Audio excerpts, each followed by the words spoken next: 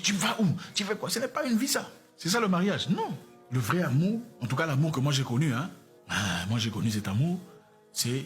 elle n'a même pas besoin de regarder ton téléphone. Toi aussi, tu n'as même pas besoin de regarder son téléphone. Parce que vous vous faites confiance. Ok? Vous savez que, voilà, quoi qu'il en soit, il n'ira nulle part. Quoi qu'il en soit, elle n'ira nulle part. C'est ça l'amour. L'amour, c'est pas... Au fait, l'amour, ce n'est pas bloqué. Ne sort pas. Déjà, c'est pas l'amour. Ça devient la prison. Au fait, c'est-à-dire qu'il n'est pas volontairement amoureux de toi, n'est-ce pas? Monsieur Roberto, hein? Il faut forcer quelqu'un de rester à la maison, c'est-à-dire qu'il n'est pas volontairement amoureux de toi. Parce que le vrai amour, c'est qu'on laisse le partir, il va rentrer. C'est ça l'amour. Il ne fera rien là où il part. Aucun homme ne veut être trompé. Infidélité, on va te quitter. Le manque de respect, on va te quitter, tu n'as aucune chance. Le mensonge, on va te quitter, il n'y a aucune chance. Tout homme cherche la paix. Que tu sois...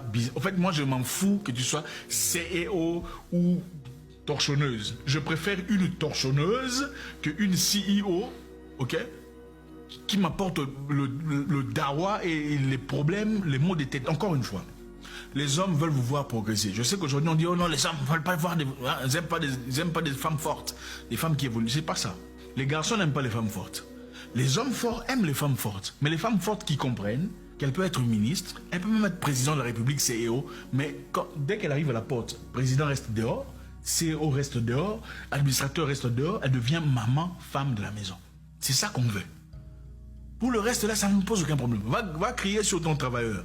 Va gronder sur tout ça là, pour les ouvriers. Mais ne pas ça, ne viens pas devenir président à la maison. Ça, on n'en veut pas. Encore une fois, ici, on parle aux femmes africaines qui ont gardé la culture. C'est là qu'ils sont devenus hybrides. En toute compréhension et humilité, ici, ce n'est pas votre maison. Ok? Donc, ceux qui comprennent, comprennent. Compreneur comprend. Chacun est libre de faire ce qu'il veut. Moi, ce que je dis simplement, c'est que on a le droit de savoir la réalité des choses.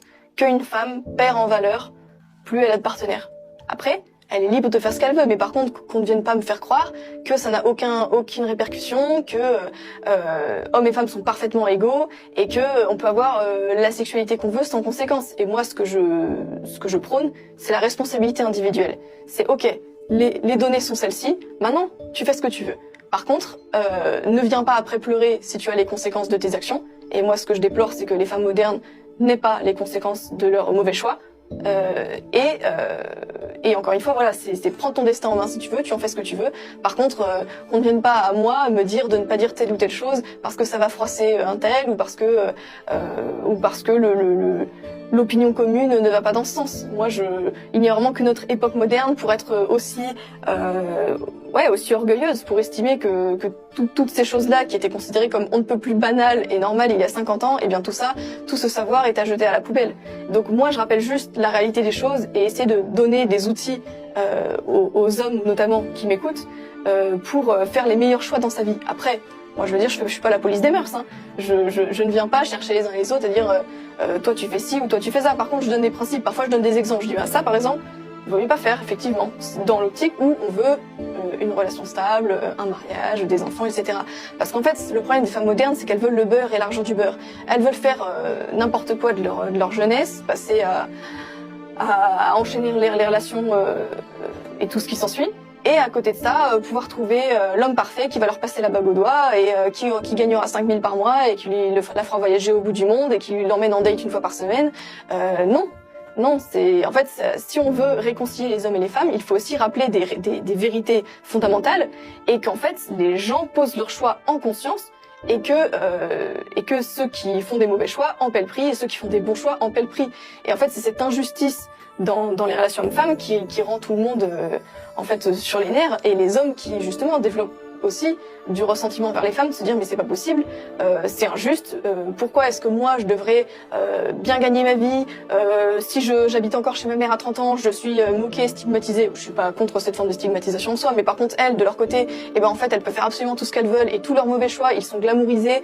Tu veux faire un compte OnlyFans, mais ton copain il veut pas, il a rien compris, il est arriéré, go girl, ah non mais je sais pas moi, tu veux faire passer ta carrière avant des des enfants, non mais en fait t'as parfaitement raison, et un enfant c'est un obstacle à la réalisation personnelle, donc tu fais ce que tu veux, Yas Queen, enfin etc. etc. Et en fait c'est ça qui est particulièrement agaçant et qui fait que effectivement tant que ce climat règne, eh bien on résoudra jamais le problème et le discours ne sera jamais rétabli entre les deux, quoi. Est-ce qu'on peut vraiment lui donner tort à cette femme? Je veux dire honnêtement, est-ce qu'on peut réellement lui donner tort?